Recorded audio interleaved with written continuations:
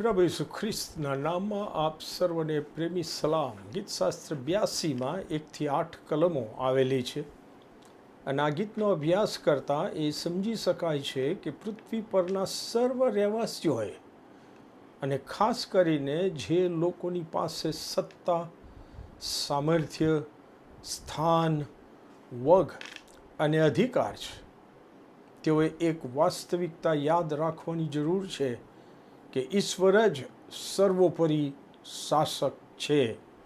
અને તેથી જ આ ગીતનું શીર્ષક પણ એ જ આપવામાં આવ્યું છે.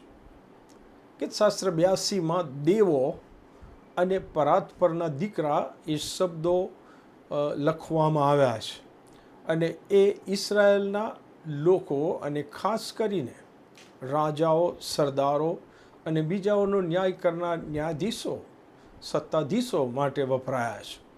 અને એવું માનવામાં આવે છે કે અધિકારીઓ મારફતે ન્યાયિક પ્રક્રિયામાં જ્યારે ભ્રષ્ટતા અને અન્યાય વધી ગયા ત્યારે આ ગીત રચવામાં આવ્યું. આ અન્યાય અને ભ્રષ્ટાચારની જે પરિસ્થિતિ છે એ ઈસુ ખ્રિસ્તના સમયમાં પણ વધુ વણસેલી અને બગડેલી જોવા મળે છે.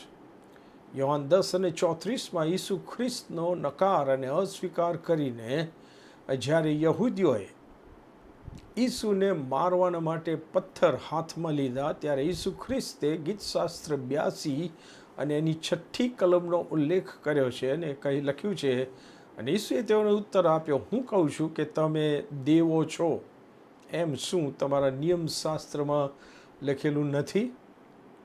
ગીતશાસ્ત્ર 82:1 અને 2માં ગીત કરતા તમામ શાસકો અને અધિકારીઓને યાદ કરાવે છે કે ઈશ્વર સર્વોપરી શાસક છે અને તેઓને ઠપકો પણ આપે છે કે તમે ક્યાં સુધી અન્યાય કર્યા કરશો.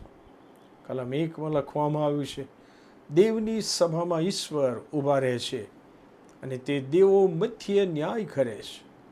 તમે ક્યાં સુધી ગેરઇન્સાફ કરશો અને દુષ્ટોનું મોં રાખશો?